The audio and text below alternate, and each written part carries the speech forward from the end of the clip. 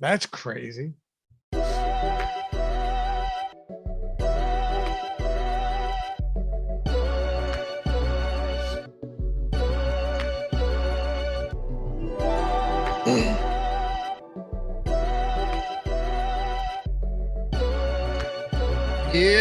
What's going on, everybody? Welcome to the Awesemo.com NBA strategy show presented by No House Advantage. I'm Dave Loughran, along with Adam Scherer at Ship My Money DFS. Hit the man up. Follow me at Loughy_D, LOUGHY_D for those of you podcast listeners. 12 games, man. What a weird schedule it's been this week. You had 4 yesterday. You got 12 today, and then one single game tomorrow. I guess a March Madness thing between the Pistons and the Orlando Magic. Josh Engelman and I will be doing his strategy show on the Pistons and the Orlando Magic tomorrow morning. But what's going on, dude? Yeah, pretty brutal schedule this week. The only plus for me is I am off tomorrow. So, I guess if I have to deal with a 12-gamer on Wednesday and Friday, it kind of makes up for it just not having to work on Thursday. Should I even look to see what Friday's schedule looks like? 12. No. Yep. Come on. What's going on, everybody? Happy to have you guys with us. Hit that thumbs up, subscribe to the channel. If you want to join down below, you know what to do. Hit it. Get in on the action. You can still get in on the March Madness bracket too, right, Jordan? It's still open? Yeah, okay. Still open? Are we sure about that? Okay, still open. You've seen it in his eyes. He's very confident in his answer. He did seem confident there. You don't think those eyes were confident eyes? Or are you being serious? I was being serious. Oh, okay. Yeah. Well, sometimes he'll be like, right. Yeah. Really that was a very his eyes were popping out of his head as he's like nodding emphatically. Yeah. But anyway, hit that. You get the free super chats each month, custom emojis, sweet badges like Tony has. Damn, dude's iced up. And get into that bracket. Some awesome prizes. A year of Awesemo plus platinum, the first $1,000 value. Some betting Discord stuff that we got going on as well. That we got the free passes to that. You name it, all of that good stuff. What's going on? Let's make it happen. 12 games. This is a lot, but as you mentioned before we got started, a lot of times with these type of slates, you can just kind of cruise through certain games because there's no real need to try and get into the weeds with every single player when you've got so much else to choose from. Yeah, it's different than yesterday we spent, 20 minutes talking about Memphis in part because it was like, oh, well, don't forget that D'Anthony Melton could do well if XYZ happens, or Brandon Clark could do well if this happens. Like on a 12-game slate, it's just like if you have to use more than 2 or 3 sentences to explain how someone becomes a good play, they probably don't really need to be talked about. You could find a way. Yeah, but yeah. No, I know you're right. It's totally unnecessary. Yeah. Dylan Brooks, man, come on. That was brutal. The whole Memphis team got there except for Brooks. But that's kind of what I mean, right? Jaren Jackson, Steven Adams, Tyus Jones, John Conchar, D'Anthony Melton, Brandon Clark. and Dylan Brooks was like the one guy that just brutal, man. Yeah. Kyrie Irving dropped 60 through a little more than 3 quarters. I mean, that 89 DraftKings points. Absurd performance from Kyrie Irving. He was 14 for 17 at one point in the first half. They couldn't stop him. It was nuts. Yeah, I stopped paying much attention to the DraftKings app around the end of the first quarter when Brooks had 0 points and Kyrie already had 40. Likewise. Yeah. And there was a point where I'm like, all right, Booker McCollum can make up for this. And then as it neared halftime, I was like, 0 chance they come close to making up for this. Yeah, because the first quarter was all right, he had a massive first quarter, but a lot of times guys, don't do anything in the second. And then if they have a disappointing second half, the game was obviously going to blow out. So I was like, oh, maybe he'll get to 50, 55 and I'll have a chance. And then he had 56 with 2 minutes to go in the first half. It was really one of the most remarkable halves of basketball you'll ever see, right? From an efficiency standpoint. Yeah, it was crazy. And it was the night after you got Karl Anthony Towns doing basically the same thing. Yeah. Yeah. Back-to-back 60-point days. The first 2 60-point games of the season, I think, were back-to-back. So it's crazy. What's his name? Drillin? Is that your real name, dude? Drillin? For real? Drillin. Okay. Kyrie could have gotten 100 fantasy points easy. The thing is, though, there's it's so hard to get to 100 when you are single-handedly blowing the other team out. Like if he played 4 quarters, he's getting to 100, no doubt about it. But he was single-handedly beating the Orlando Magic. At one point he had 42, they had 53. He had 14 made field goals when they had 17 as a team. You can't make that stuff up. Right. Yeah. I mean, you needed Orlando obviously to hang in that game, but yeah, easily could have gotten to 100. All right. Let's make it happen, man. Atlanta, Charlotte, 238.5 total. This game's fascinating to me just because neither team's actually playing at a super fast pace over the last month, but neither has a good defense. Again, as you can see from the total, things could get wild here. John Collins is out. We're still waiting on Danilo Gallinari, but he's probable to play, so we'll just assume that's going to be the case. I think this is probably one of those games where we get to a decent amount for a 12-game slate. How do you want to start it off with Danilo? Do you want to start it off with Capella in a really good spot against that Charlotte front court? We could go to Trae Young. A couple spots to get to today that look pretty appealing.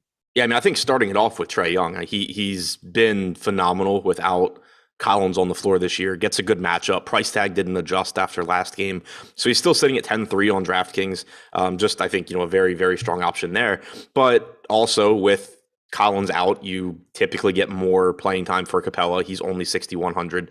The one minor concern I have is that with Gallinari expected to be back, you do run the risk of Atlanta not giving 48 minutes to their centers. Last game with Gallinari out and Collins out, you could feel pretty comfortable that you were going to get a full 48 minutes between Capella and Okongwu.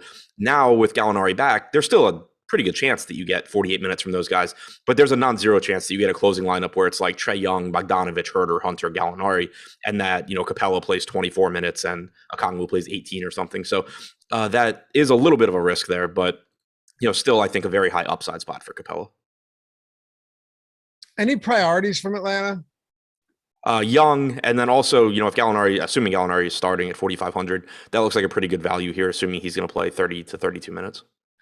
The other side, Trae Young is the real answer there. Great spot. We were talking about it before the show. It's so nuts to see since the 28th, right, where LaMelo Ball's minutes were curtailed pretty heavily.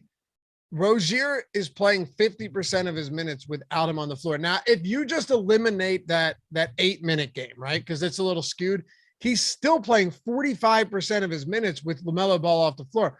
Over that span, his usage rate from where it is on the season to where it is now, it's up 3%. His assist rate's up over 5%. His rebound rate's even ticked up a little bit, and he's playing big minutes.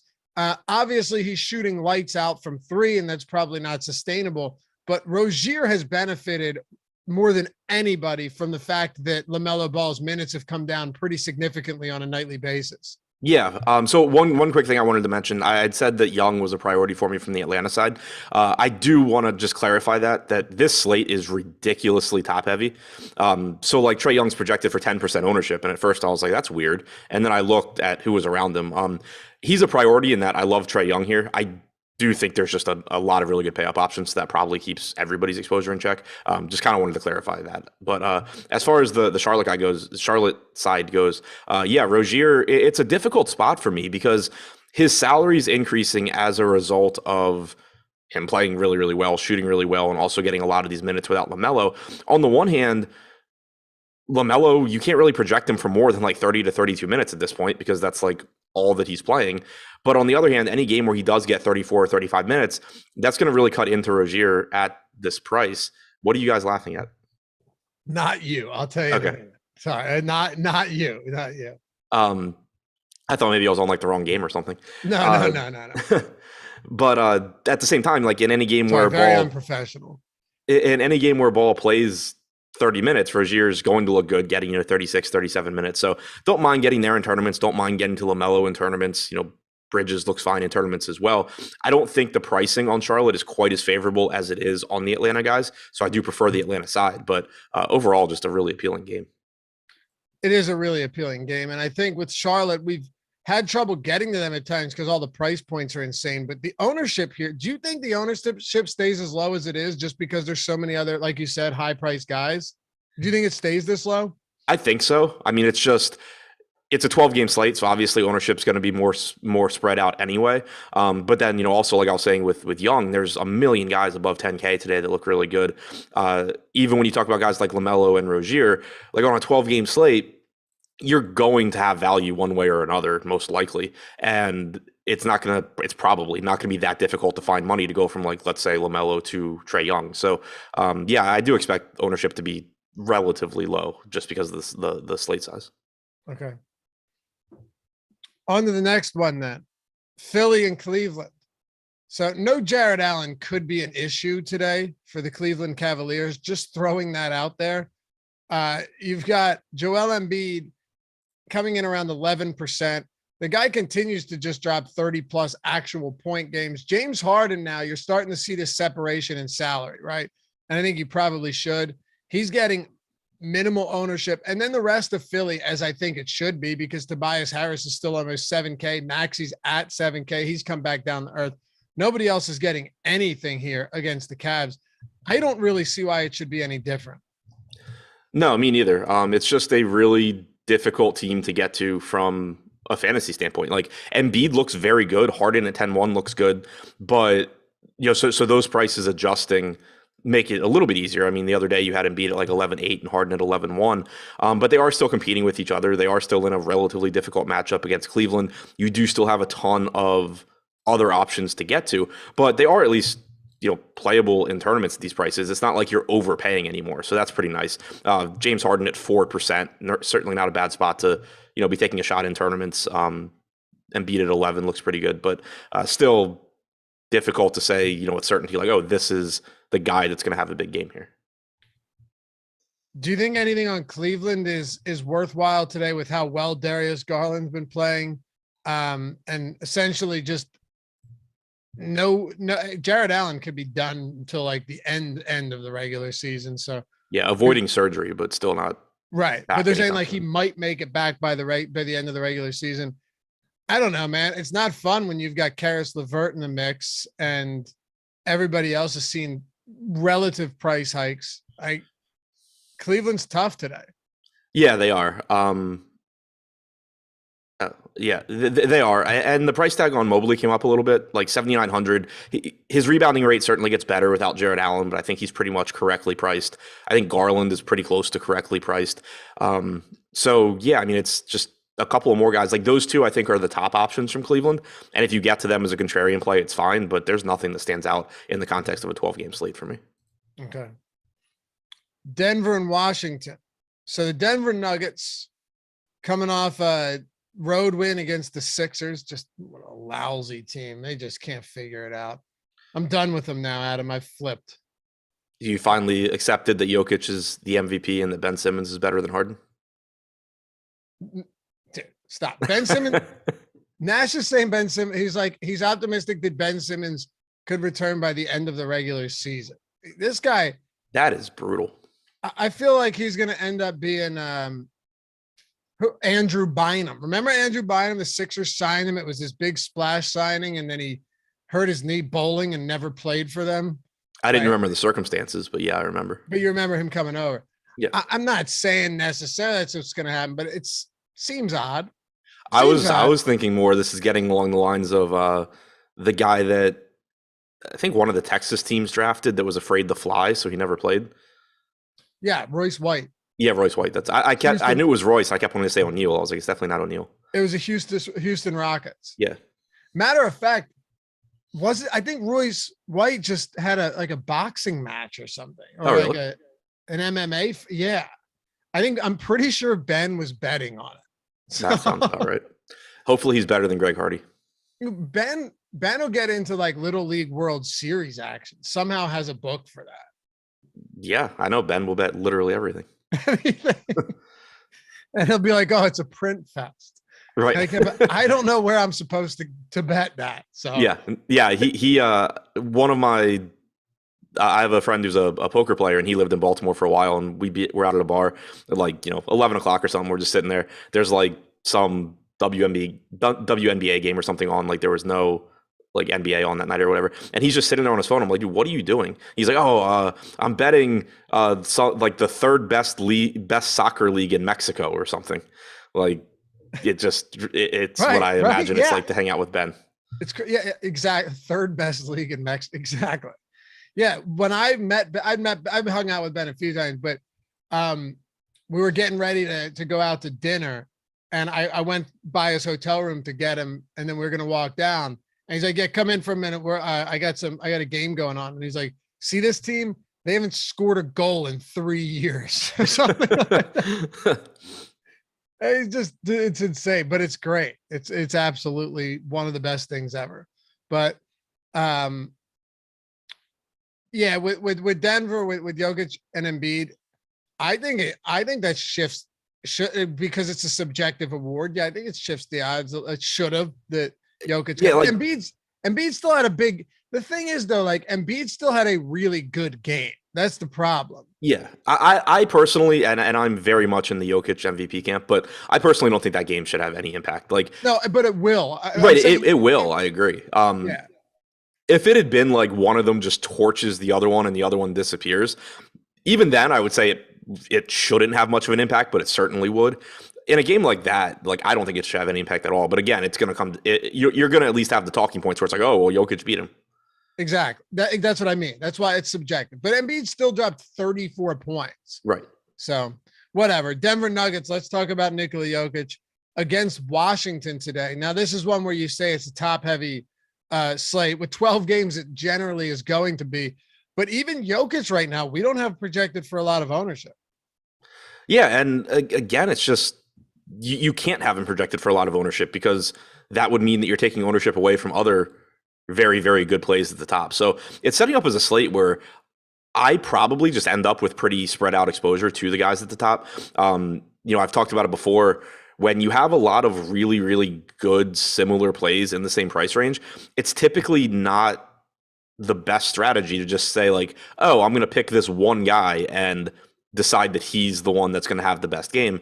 Typically, I'm going to end up more condensed at price points where there's fewer alternatives. So I think Jokic looks great here. I mean, he should absolutely destroy Washington. His price tag has come down to 11.9. We've just kind of seen softer pricing at the top in general on DraftKings. Nobody on this slate is above $11,900. So a little bit softer pricing at the top. That typically is going to mean more of a stars and scrubs slate, in addition to the fact that there's like 800 stars on the slate. But I mean, yeah, Jokic should just absolutely destroy Washington. They are not a good defense. They're good enough. They probably hang in this game at home, and Jokic should go nuts. Yeah. I actually wish I realized they were playing in Washington today. I might have gone to the game. Would have been a fun game to go to for sure. Yeah. Washington on the other side, Porzingis. How many minutes can we give Porzingis today? Because his price is reasonable, but he's playing, 26, 25, 27 minutes, decent usage, rebounding. Okay. I mean, I don't know. I was just a little bit surprised to see him in the double digits ownership wise, at least on DraftKings at 7,200.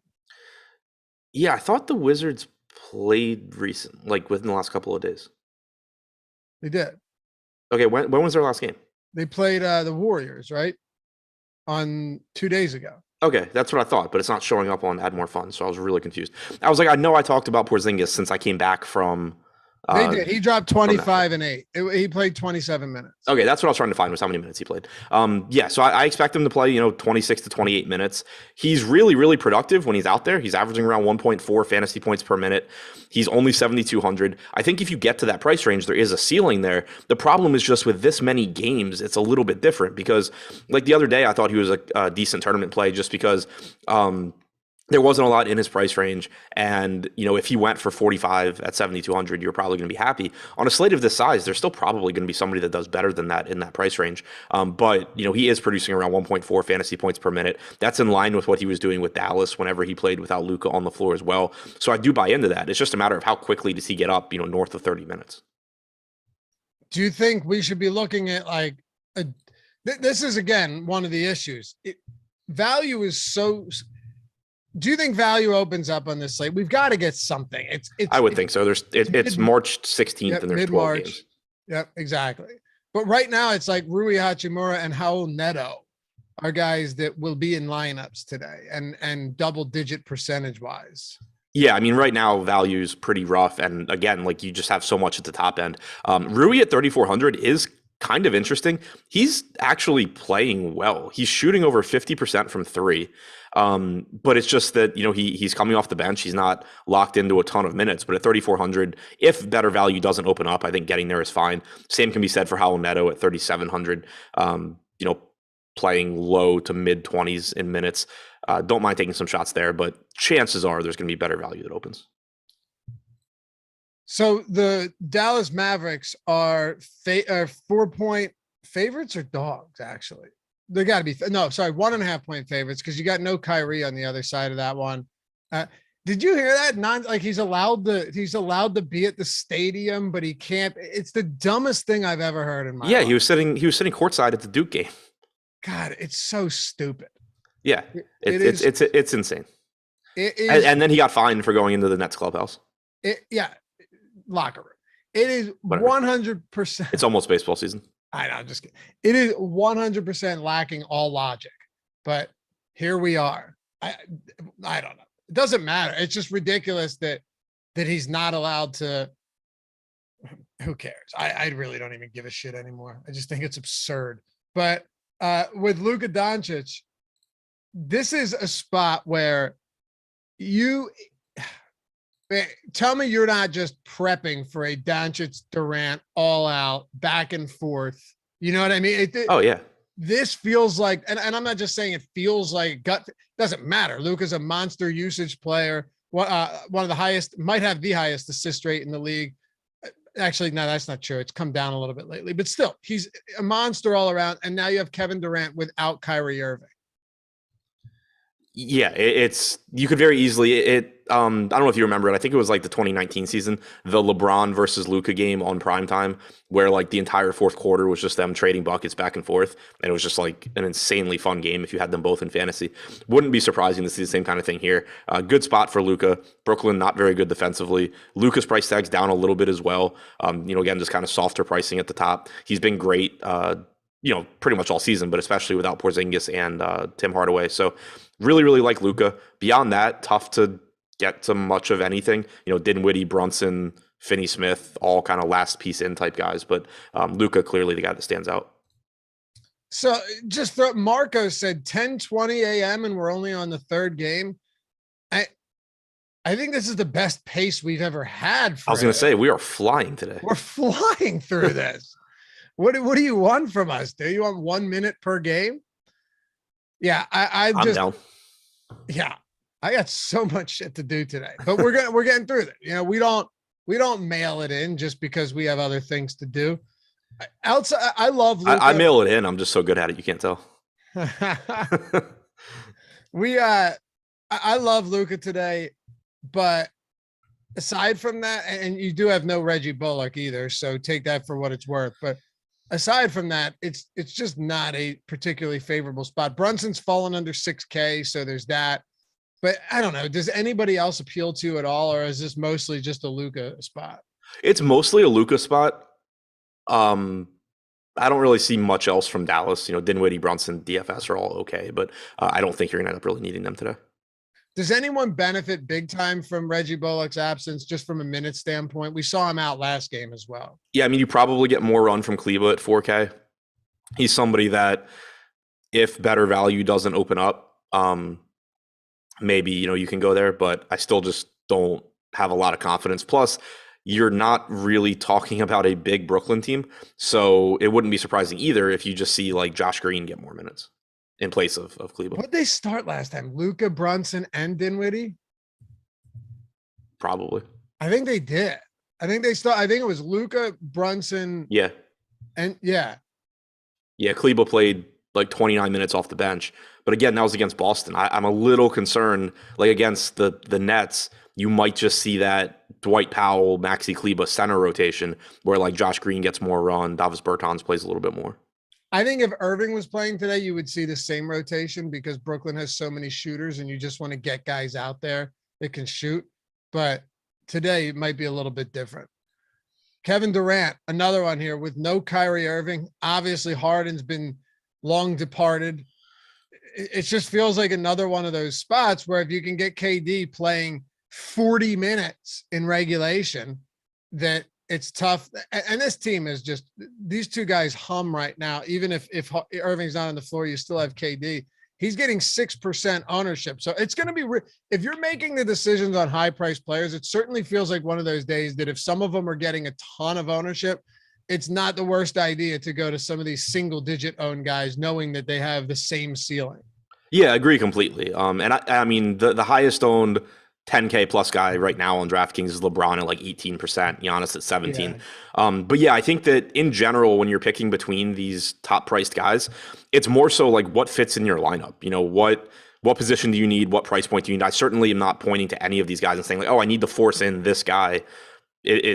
At the expense of something else that I want, because I don't think there's a big gap in, a lot of these guys. Durant certainly looks great. If you can get him at 6%, that looks very good. Playing a ton of minutes, obviously playing without Kyrie is good. Production goes up there. And like we had said before, it's just so easy to envision a back and forth here between him and Luka, where both guys just go off. Durant this year, 477 minutes without Irving or Harden on the floor, 1.57 DraftKings points per minute, 36.7% usage, 36.1% assist percentage. Sub 11K. He looks great. Okay. Adam, let me see your coffee mug. Someone said your coffee mug is massive. It's nothing crazy. I thought it was going to be like one of those clown mugs or something. No, but I just looked at it in the like swag bag that DraftKings gave us. They gave us coffee mugs that you can control the temperature, like with the app on your phone. Oh, that's pretty sweet. Yeah, I'm excited for that. I still have this from the event in Miami from like 2015. The DraftKings coasters. Oh, nice.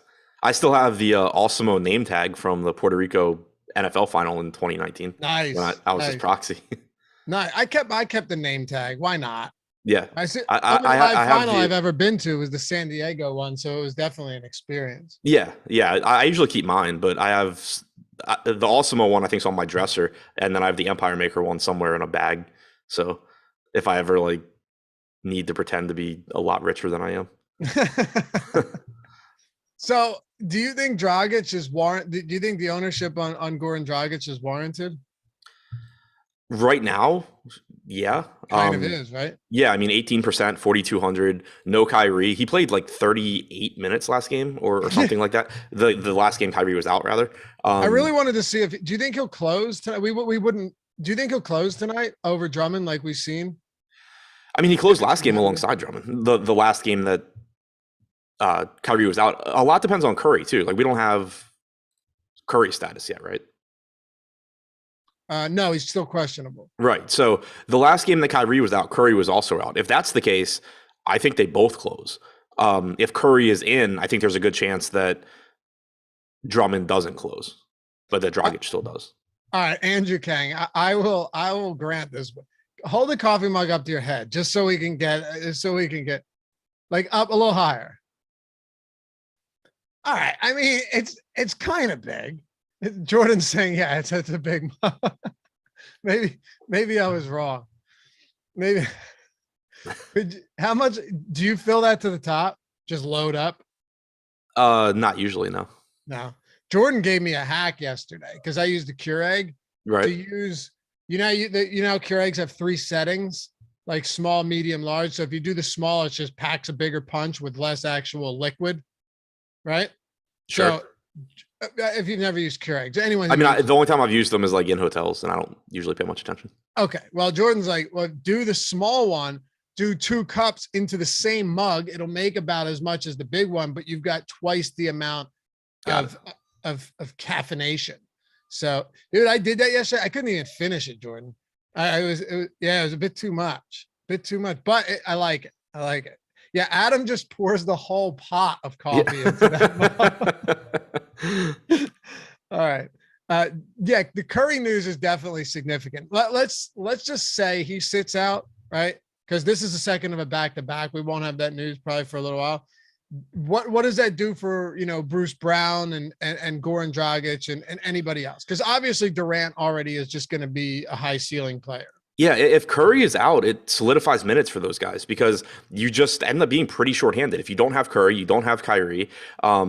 So it would make me think that you are getting something like a 26-22 split between Drummond and Nick Claxton if Curry is out. Whereas if Curry's in, I think it's more likely that you're getting 22 to 24 minutes from Drummond and, 18 to 20 or something like that from Claxton.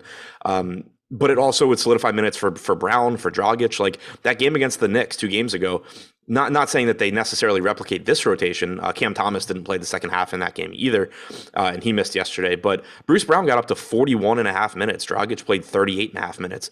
So both of those guys are reasonably priced. And I think, at the least, you would be expecting like low to mid 30s from both of them. So if Curry's out, they both look like pretty good values. If Curry's in, they still look like good values, just not quite as safe as they would be if Curry's out. Right. And it's an important spot to watch for sure.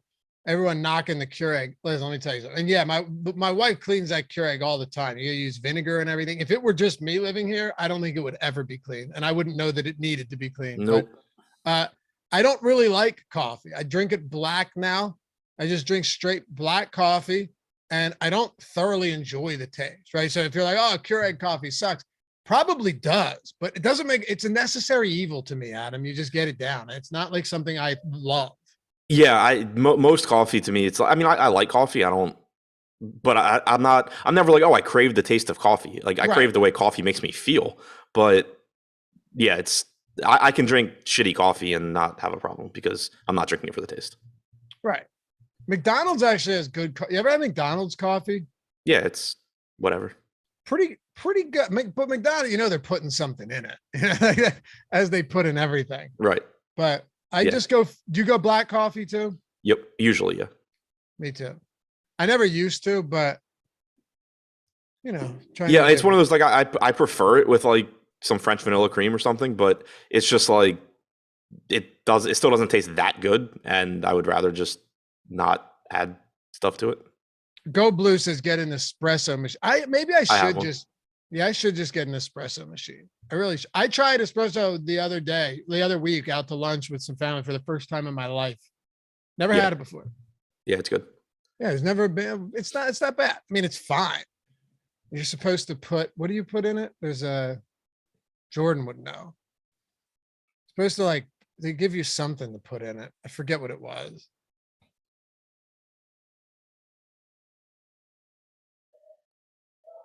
Okay. The problem is I don't care enough, right? Like it's probably awesome, but for me, it just get the job done for me. My thing is I have an espresso machine, so like I can make, fancy ass drinks, but I'm too lazy to do it. Yeah. So I end up just kind of using it like a coffee machine. So what you can do? Okay. So you can do all. Like I can make lattes and stuff. How many have you made? 10. Well, how many have I made that actually ended up being like correct? Maybe like 1 or 2. I've probably tried like 10 times. All right. I don't. At this point, just wake me up. That's all I need. I mean, and I also have at least 3 I have 3 coffee shops and a 7-Eleven within like 200 feet of my front door. So I don't even really need a coffee maker, but I still have one. Yeah, I haven't been to Starbucks in probably like 13 years. I've been to Starbucks maybe twice in my life, and one of them was because it was just like right next to my hotel in New York. Stop living rent free. Buy your own beans, grind them, and brew it. No, I do that. No. Yeah, I have a coffee grinder, and then one of the coffee shop I go to the most has like a bunch of different like coffee beans from all over the place. I mean, that's cool and all. I just don't have time for that shit. The first time I went, I didn't realize like I'd never bought coffee beans before. So I go in and I buy the bag of coffee beans, and the guy's like, "Oh, do you want me to grind them up for you?" I'm like, No, I got it. And then as I walk out of the store, I'm like, "Oh, I probably don't got it." I get back to my place. I'm like, "What the hell am I supposed to do with these?" Would you put them in a blender? I didn't have a blender at the time. I still don't have a blender. I didn't have a grinder, but I was too embarrassed to go back to the store. So I just took a knife and started like smashing this shit out of all the coffee beans until I had enough to make coffee. Right. That's awesome. Exactly, Go Blue. Someone who accepts Keurig will never do that. They're talking about me grinding my own beans. Exactly. I'm a simple man. It used to make me feel a little bit better back before Yahoo had the CSV uploads. That NFL season where I'd have to wake up at like 3:30 in the morning to get started on lineups. I really enjoyed using the coffee grinder and knowing that I was probably waking up my neighbors so they were as miserable as I was. It is legitimately it's probably way better. I don't deny that. Yeah, it's really had good coffee before. It's just not something I long for. Yeah, whatever. Portland, New York Knicks.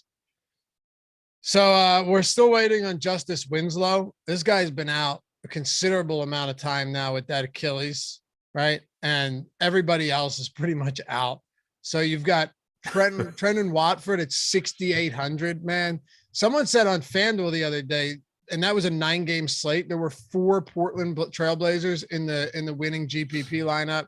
Like, it's so wild to see Eubanks and Watford and Brandon Williams, these guys putting up legitimately good numbers. Josh Hart coming off 2 huge games. But it's like, how long is there meat left on the bone at these salaries? It's a really, really tricky team because when you think about like the upside that these guys have with everybody out, there is still some meat on the bone at these salaries, in the sense that, like, if Josh Hart goes and plays 36 or 37 minutes, he can still beat an $8,600 price tag. Yeah. But it's that, it's unlikely that that's the case because they're going to be double-digit dogs in almost every game that they play. On FanDuel, you have more favorable pricing where, Brandon Williams is 5,200, Hart's only 7,400, so it's easier to get to those guys. But on DraftKings, they're really priced to the point where they can pay it off if the game goes perfectly and they're in it down to the wire.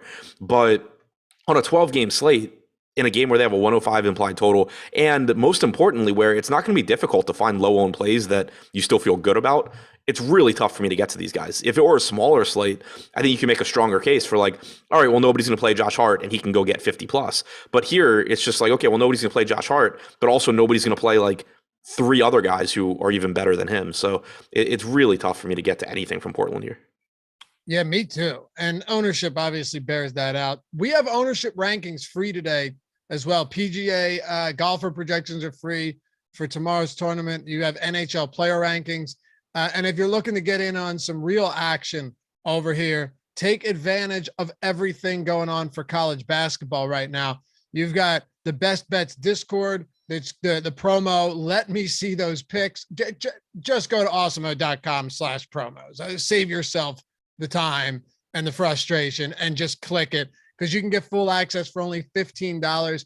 That's half off until March 17th, where you've got Alex Baker, Ben Rasa, Steve Buzzard, the Colts every single day using Awesemo's industry-leading projection models to identify the best potential ROI situations in every single game.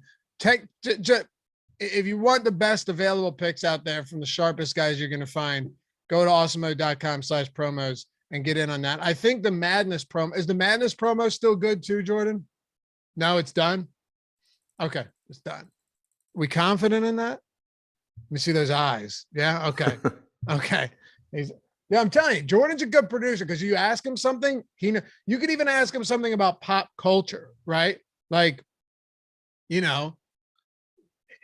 how long was Tekashi 6ix9ine in prison for? Or did he go to, and he probably knows. No, you don't? He said no. Okay. I feel like that's something he would know. He knows all of that stuff. He's younger than me. What's your favorite Tekashi 6ix9ine song, Jordan? Nothing. None of his music.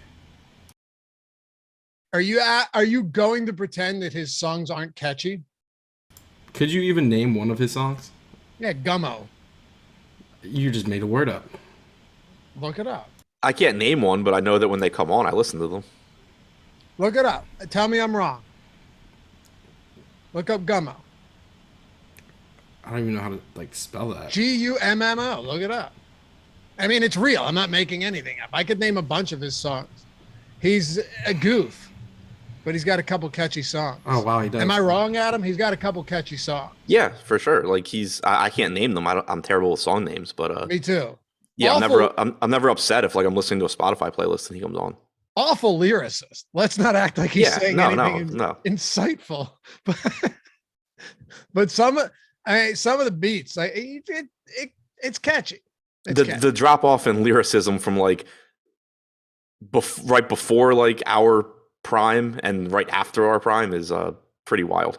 What do you mean our prime? Like our like high school, college, right out of college years. Are you kidding me? So like the drop off from like early 90s to now.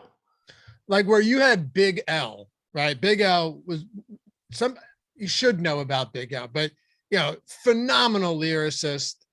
Everything he did was amazing, and the guy got killed. Crazy story too. You should look that up. But you look at some of these guys, Pac and even Big, like all of those guys back then, you can't, and Eminem too, right? Like, I guess you would you consider that our prime kind of was, right? Yeah, I mean, he wasn't what I was referring to, but like he was so much better than like guys now. It's just different music now. Like it's I don't even think it's like better or worse. It's just different. Like I would rather most days if I'm building tournament lineups, I'm listening to like more recent music because I don't care about the lyricism. I just want the beat in the background. And hell yeah, somebody said Outkast, man. I used to love Outkast. Yeah, Outkast was solid. But look, Big L, you should look him up. Have you ever listened to Big L? Probably like without realizing it. You'd love it. You would love it. Listen and then hit me up after you listen to some Big L. You'll absolutely love it. Probably not for Jordan. Jordan likes that mumble rap stuff. Like Jordan's like Lil Xan is his top rapper, No. or the guy that says is skit it. What's he say? Is skit? You guys, there's lyrics. What's he say? Jordan, come on, Let's get it. That's it. Who is that? I don't know who that is, but you guys are listening to. Oh yes, you do. You're so full of shit, dude. What's his name? I have no fucking idea. Lil Pump, right? Yes. Oh, he knew. Yeah, he knew. All right. What do you like? You guys need to listen to like modern lyricists like Benny the Butcher and like Griselda. Like you guys would like that. That's like old school like rap, like New York guys. Maybe I will. Yeah, check it out. Maybe I will. Send me some stuff. Yeah, I will. Got you. Where was? Oh, New York Knicks, Adam. Jordan listens to the Island Boys. Did you say that or did someone put that? Somebody in chat said it. Oh, I'm an island boy. What absolute verifiable clowns those guys are. They're getting paid though. I assume. Does that not signify the absolute deterioration and collapse of society right there? I'm serious. It's awful. It's awful. I'm serious. You see something like that, and all I can think of is I never should have had a kid. I'm serious. All right. You like the Knicks today? I mean, yeah, they're playing Portland. But from a DFS standpoint, I think RJ Barrett's the one that stands out the most. Point guard, small forward eligibility on DraftKings. We actually have him as the third highest owned player right now. I think that also sort of just speaks to the price range. There's nobody else really in that price range towards the top of ownership projections. But Barrett's playing a ton of minutes. Usage rates around 30% without Kemba and Rose. He's getting to the rim. I mean, he looks really good. He's improved. He looks like a different player than you had in previous years. And, playing huge minutes, favorable positional eligibility. I think RJ Barrett looks really, really good. Beyond that, Randall, Burks, Robinson, Quickly, Fournier. I think they're all just correctly priced like tournament plays, not guys that I'm prioritizing, not guys I'll get to a lot of individually, but certainly all have pretty high ceilings in this spot against Portland. No house advantage. You guys know, but if you don't know, everybody gets $25 when you sign up and deposit there for the first time using the promo code Awesemo, AWESEMO. Use the link do we have the link, Jordan, or we the link, right? Yeah. Is it in the description too? It should be, right? And we'll throw it in chat. Use that link in the description or whatever. I don't even know if you have to, but it just makes your life easier. Use the promo code Awesemo when you sign up. They brought you a totally different way to play DFS with player prop contests. It's 100% peer-to-peer to help level the playing field. They got over 500 props available, mass entry capability, big prize pools, and of course, if you're wondering what it is, there's no salary cap. You're taking the over or the under. You're making a lineup out of that, out of the props, right? But we have built the No House Advantage projections and the optimal lineup tool at Awesemo that are totally free. All of those tools every day of the week are free. Odd Shopper is free, so you can compare those odds against No House Advantage, where the props are static, meaning that you don't have to, they don't move throughout the day, so you can get in on that. And of course, our player projections, our player prop projections are also free over at Awesemo. So use that promo code Awesemo, get $25 when you sign up and deposit for the first time, and download it in the App Store, Google Play Store, or go to nohouseadvantage.com. All right, what's wrong with me? Dog doesn't usually just walk up to me like this. I thought something was going on with her. Phoenix and Houston. What do you want to do with the Suns today? Second of a back-to-back. They played, second of a back-to-back. They ended up smoking New Orleans last night, didn't they? I stopped paying attention, honestly. I was done with the slate by that point. Yeah, that's what I'm saying. They ended up, but they won by 16. Yeah, there you go. Devin Booker's 9,500. This is where it gets a little difficult for me. It's a phenomenal matchup, right? So how do we find ways to prioritize certain guys like that ahead of some of these lower 10K guys that are also in really good spots, be it Trae Young or I could go on throughout the 10K range. Yeah, I mean, it's tough. That's kind of why I think this slate is so fun and so wide open. Like, you kind of can just play more or less like whoever you want, because you're just not, at least right now, getting much, raw ownership going to guys. Like Devin Booker getting 12 to 13% ownership. In the context of the slate, that's mildly popular, but in the context of like trying to be different in tournaments, it's not like that's, 88% of the field doesn't have him. So I love the spot for Booker, $9,500, still playing without Chris Paul. Going into yesterday's game, he was at about 1.31 DraftKings points per minute without Paul this year, about 1.28 DraftKings points per minute with Payne on the floor without Paul. So still a really, really good spot for Booker. There's obviously blowout risk, but also a pretty good chance that if they blow out, Booker does it. And it's not hard to see him just absolutely torching this team. Yeah, it's really not. I mean, it's just a matter of, does the game stay close, but can't even worry about it right now. Houston's played some competitive games at home. Phoenix on the second of a back-to-back. We have JaVale McGee at 8% though, just once again showing you that there's not a lot of value right now. Yeah, exactly. Like 3,700 for McGee.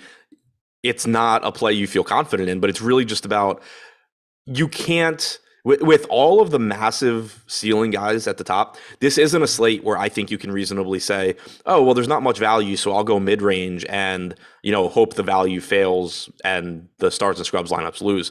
There's going to be guys that go for 60, 70 fantasy points tonight at the top.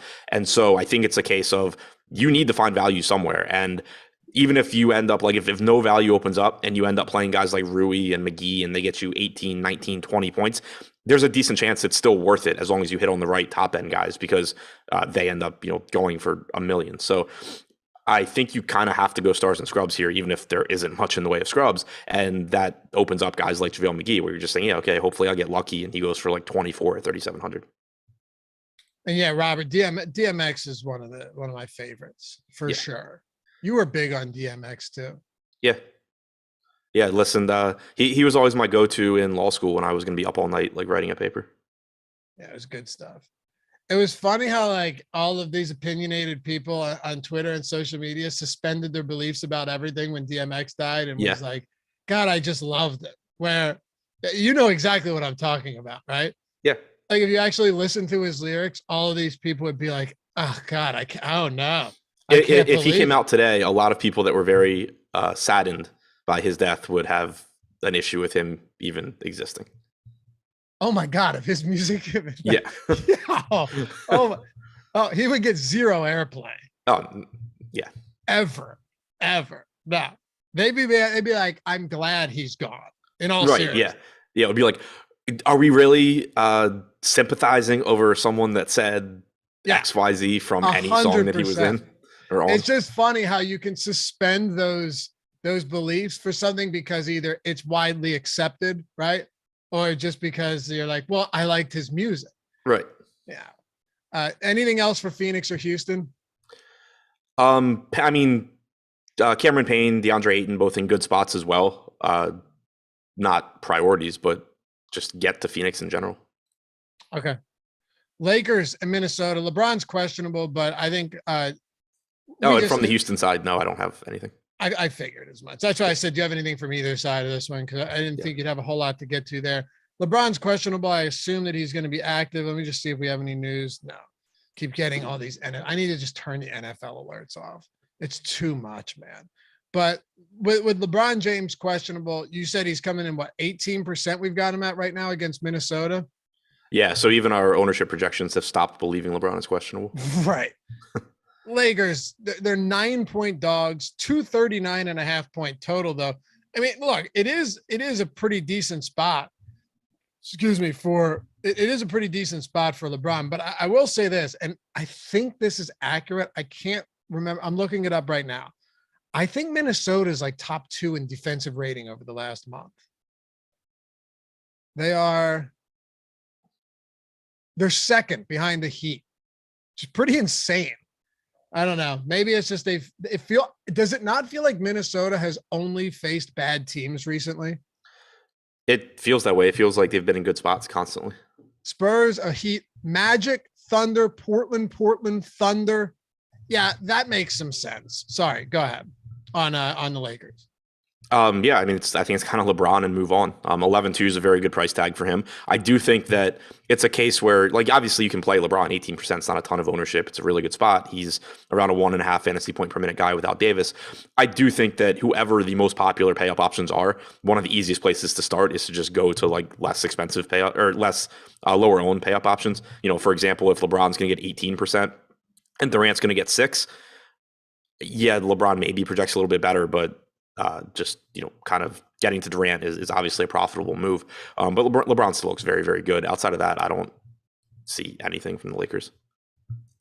All right. And by the way, David Porter said, dude glorified killing and robbing people. No, that's still widely accepted in pop culture. Yeah, I was not talking about any of that. You know exactly what I was getting at. Yeah. There's go listen to DMX's lyric. I'm not talking about the killing and robbing. I mean, yeah, I think somebody also thought that I mixed them up with Exhibit because I said XYZ and they corrected and said it's X to the Z. And no, I was just saying like XYZ in place of things I can't say on this show that DMX said.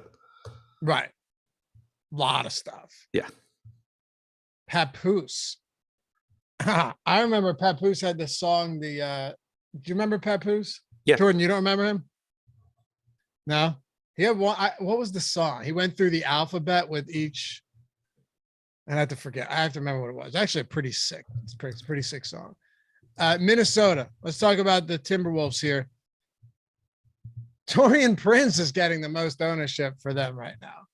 Everyone else just kind of down there. A lot of questionables, right? Vanderbilt's questionable. Beverly should play. He's questionable. Jordan McLaughlin's questionable. Naz Reid's questionable. But I would assume most of these guys end up being active. Yeah, I typically just assume that now too. If they're not, then we kind of know at this point like how things go. Like we've gotten them ruled out enough, but you have Beverly questionable, you have McLaughlin questionable. If they're both out, you probably get more run for Beasley, even though he did nothing last game. Russell looks better, you know, his assist percentage goes up, but assuming these guys are in, 4,900 for Beverly looks good. Towns, Russell, Edwards all look good as well, but more so like low owned tournament, you know, contrarian plays than guys that I'm building around. Want to get to OKC and San Antonio then? Yeah, Tupac obviously greater than DMX, but just totally different. I personally have zero interest in, and I'll tell you right now, this will get some hate. I thoroughly enjoy DMX's music more than Tupac.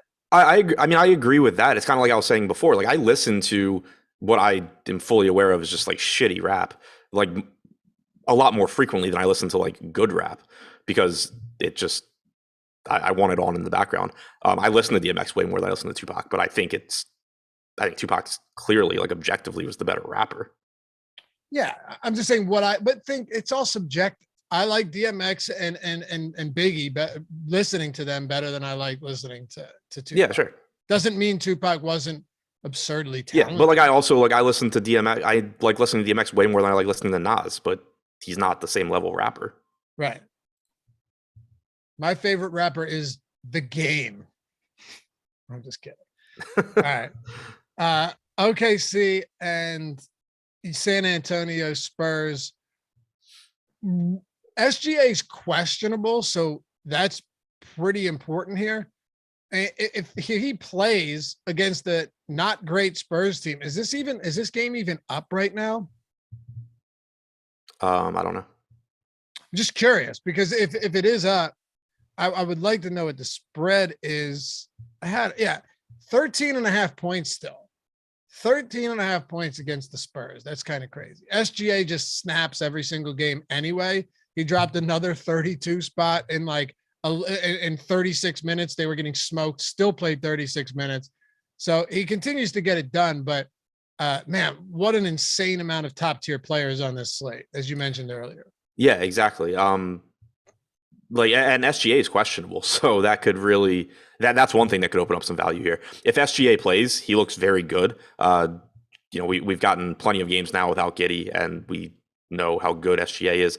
Around the 35% usage rate, around the 35% assist percentage without Giddey on the floor, likely to give you 35 minutes or so. This is another game where you could just easily see the back and forth with him and Murray if the game's competitive. 10-2 is a pretty favorable price tag as well. So, another pay up option that I like. And then beyond that, Baisley, Mann, Sarr, they're all reasonable. You do have Aaron Wiggins back off the injury report. So that is another piece that, cuts into the rotation and potentially takes some minutes away. But we have seen Baisley playing a lot of minutes and playing really well. Don't mind him at 5,600. Do you like anything from, and if SGA is out, it just, everybody's already out, but that would, you'd pretty much be forced to look at value here, right? I mean, Teo Maledon would probably become the highest owned player on the slate. Yeah, I was going to say, if SGA is out, you get a $3,800 Teo Maledon playing more minutes. You get Trey Mann producing at a higher rate and playing a lot of minutes at 5,100. You get just more production in general for, available for guys like Baisley, Pokashevsky. $3,200 Lindy Waters probably plays more. The Spurs also probably win by 82 points. But yeah, a lot opens up if SGA is out. Hit that thumbs up if you haven't done so yet. Appreciate you guys hanging with us. Having some good conversation, making a decent pace today. San Antonio Spurs, you have no Keita Bates Diop and no Doug McDermott. Not a huge factor here, but a really, really good matchup for the Spurs. Oklahoma City just outright terrible on all fronts, whether it's three-point percentage allowed. I was looking at it earlier today, just egregiously bad. Defensive, everything about them is awful right now. And if they lose SGA, it's even worse. But do you want to get to DeJounte Murray at his price point, 10-7? Are you looking at Keldon Johnson, who's had some big games himself recently? Where do we want to go here? Maybe some Jakob Poeltl? Yeah, I mean, it's a good spot. It's just it's another team where it's hard to say any of them stand out on the slate because there's so many other good plays. But yeah, I think DeJounte Murray looks great. I have no issue with that price tag. He just looks pretty similar to, Trae Young and SGA and other guys. But yeah, really, really like DeJounte Murray. Then I think it's a step back. 7,100 for Poeltl looks good. Not sure how easy it's going to be to get to the mid-range from a roster construction standpoint though. But if you do, 7,100 looks good. Johnson, Vassell, Walker all look like solid plays too. So DeJounte Murray number 1, Poeltl number 2, and then Johnson, Vassell, Walker just kind of rounding out lineups. Did you guys know Jordan is a juggalo and is drinking Faygo right now? Big insane clown posse guy. Yeah, big ICP guy. Jordan, do you even know what juggalos are? Really? Oh man, what a group that was. What a group that was. By the way, let me ask you this, and then we're going to get through these final games. We'll send you guys out of here, but we've been having fun with this. Who is your favorite all-time rapper, do you think? Because mine will surprise you for sure. I mean, so if I'm just trying to think who do I listen to the most and kind of regardless of mood or situation, I mean, Eminem is the one that I probably listen to the most. Jordan, who's yours all time? Mine is Dom Kennedy. You guys don't know who that is. No, I don't, but maybe I'll listen. Did he say Tom Kennedy? what a brown nose. Mine is Vinny Paz. Oh, I could have guessed that. Yeah, if I'd remembered his name. One of the best lyricists out there. You got Jedi Mind Tricks or his solo stuff, Army of the Pharaohs, Philly guy. If you haven't listened to Vinny Paz and you like rap, especially some more hardcore rap stuff, you got to listen to Vinny Paz. Get back to me. He is as good as it gets. as good as it gets through and through. This dude, if you know, you know. That's all I'm saying. All right. Chicago and Utah. Zach LaVine's probable. So we pretty much know what we're getting from the Bulls today. What do you think in terms of there being anything viable in this spot, which is not even a great matchup against the Utah Jazz? Yeah, pretty rough one. And it's not like this is one of those teams. If this were like a 7-game slate, you could make a pretty strong case for any of the main guys from Chicago because the case would be, oh, it's a tough spot. They don't stand out, but they still have massive ceilings. All of that is still true here, but you're just talking about so many games, so many teams already where it's just like, oh, well, I really like this guy, but I also really like these other 6 guys. Now you get so far down the list on Chicago where, could LaVine or Vooch or DeRozan be a slate breaker? Sure, they all have that kind of upside, but they're just so far down the list of options for me. I think it's going to be really difficult to get to them. How do you target Utah? Well, right now, Rudy Gay is projected to be the highest owned guy on the slate. We have no Bojan Bogdanovic. We have no Daniel House. Trent Forrest is questionable. Rudy Gay, $3,100, likely to play a nice chunk of minutes. He's not a bad point per minute guy either. He started the second half last game. That was after House got hurt. Forrest was out that game, and Bogdanovic was out that game. Gay ended up playing 22 minutes in the game, but he also fouled out. If he starts tonight, I think it's likely that you're getting, at least 24 minutes. And at 3,100, that's going to look pretty good. Even if he comes off the bench, you're probably getting like 22 minutes or so, and it makes him look like a good value. So, obviously like Rudy Gay, and then getting, beyond that, Mitchell, Gobert, Conley all look pretty good as well. Conley coming off of a massive game the other night, but the bigger takeaway was that he played 32 minutes. So that's 2 games in a row now. You've gotten Conley north of 30 minutes, which Utah had said a few weeks ago that they were going to ramp up Conley down the stretch. I don't know if this is ramping up or if it's just, coincidence, but seeing him get a couple of extra minutes, certainly makes him look a little bit better at 5,500 than he otherwise would have. 3 games to go, Boston and Golden State. Now, if we're looking at games just that should be really, really enjoyable to watch, but probably don't have an awful amount of value from a DFS standpoint, this one stands out to me above all else. Milwaukee? No, Boston and Golden State. Like, great game to watch, fun game to watch, fantasy value minimal. Okay, yeah. So I heard stands out above all else, and I was just like, what? I was saying it stands out above all else as a game that you don't want to really get to, but you would really enjoy watching. Yeah. It's Tatum, Brown, Robert Williams, all I think are fairly priced. They all have high ceilings in tournaments, but difficult to prioritize them outside of just like I have kind of popular plays and Jaylen Brown fits here or Jason Tatum fits here or whatever. But should be a really, really good NBA game. Probably not the most appealing DFS game.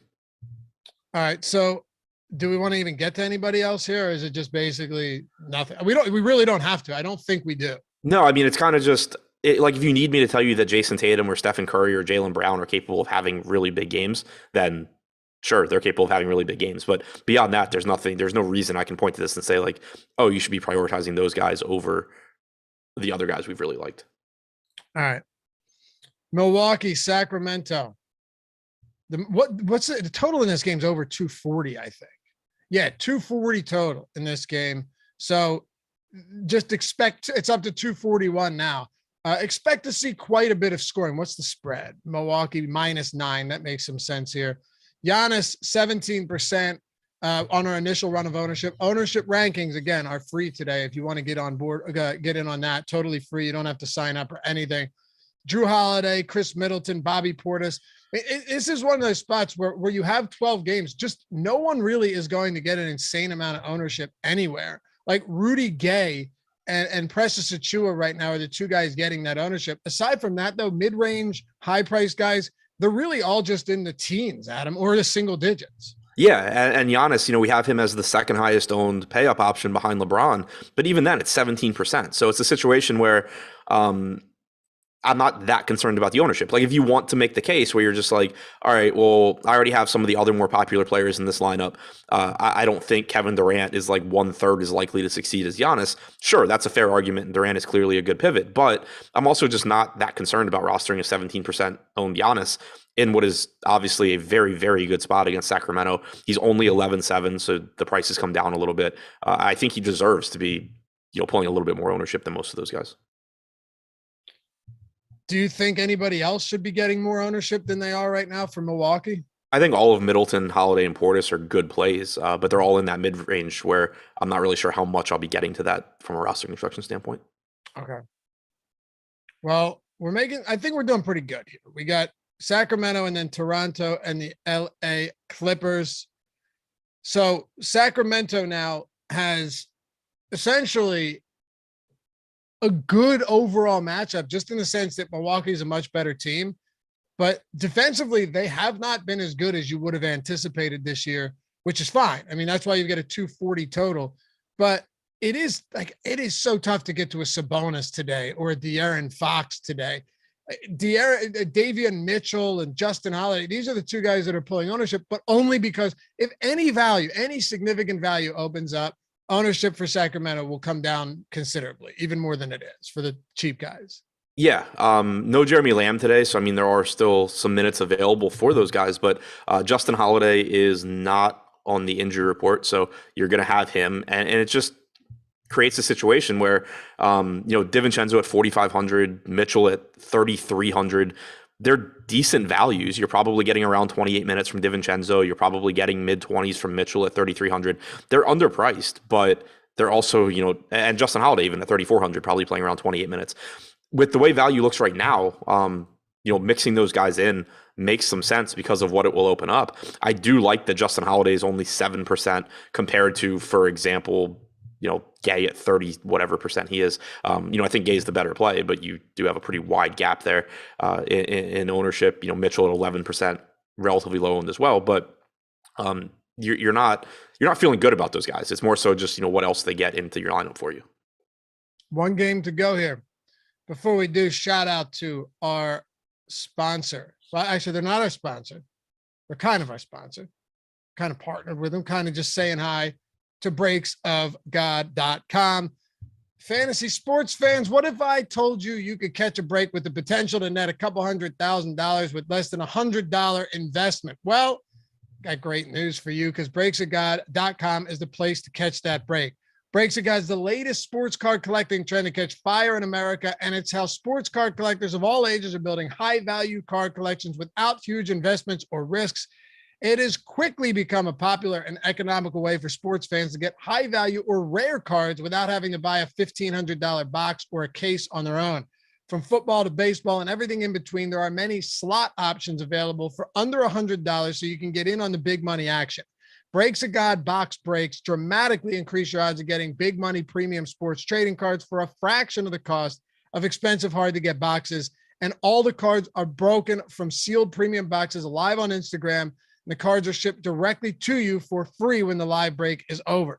Slots are limited, so act fast. And to learn more about how you can hit big money cards and get 30% off your first break, that's a lot, go to breaksofgod.com/A30, A30, like Awesemo.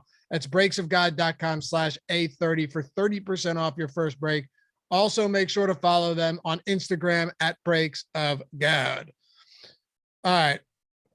So, Adam, do you only listen to rap, by the way? Are you only a rap guy? No? No. No. Do you listen to country? Yeah. I knew it. That's crazy. Yeah, those are probably my two most listened to genres. My wife loves country. I just can't do it. There's a couple. There's a couple. But I can't really do it. You listen to any metal? No. I've been on a big Lamb of God tip lately. You almost said it in the same voice that you do the Breaks of God. Lamb of God.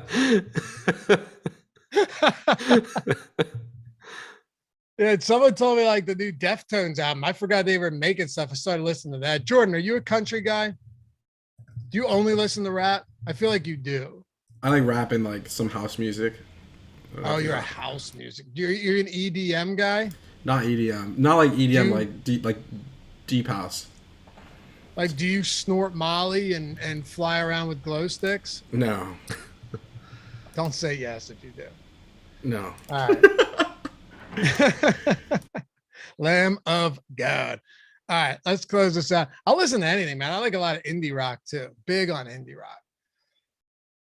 Were Toronto and the Clippers. Yeah, you know what I was laughing at this morning? Where they're like, yeah, Fred VanVleet apparently seems to be sore again in that knee after returning. And I look, Adam, the guy's been in and out with this knee. Nick Nurse plays him for 40 minutes in his first game back. Like, what is he doing? It's bizarre. 40 minutes. Yeah, I would really like this team to just be kicked out of the NBA or at least taken off of DFS slates because it's miserable. But dude, yeah, they won that game by double digits too, and he played 40 minutes. So go ahead. Yeah, I mean we just talk about the same thing with Toronto now, like every single day. If Fred VanVleet is in, he looks pretty good at 8K. If Fred VanVleet is out, Pascal Siakam looks better. Gary Trent looks better. Scotty Barnes looks better. You can take shots at Chris Boucher. You can take shots at Thaddeus Young. Precious Achiuwa looks pretty good one way or the other at 3,900. And we're done with Toronto. Like, it's just the same thing every day. I know it's getting sickening. What about on the other side then with the Clippers? Now that they're all back. Yeah, so getting them back, I mean, we'd actually seen them running pretty tight rotations, but that was out of necessity. Now you have price tags that have come up and players coming back. So, yeah, Reggie Jackson can have a good game. So can Zubac, so can Morris, but I don't really see anything that I plan on getting to. Okay. Well, an hour and 10 minutes for 12 games. I'd say we did quite well. Yeah. Jordan, appreciate you, man. Appreciate all you guys hanging out in chat. This has been fun. Hit that thumbs up before you go. Subscribe to the channel. Follow Adam at Ship My Money DFS, me at Loughy_D. And we'll catch you back here tomorrow on the NBA strategy show right here at Awesemo YouTube channel. Peace.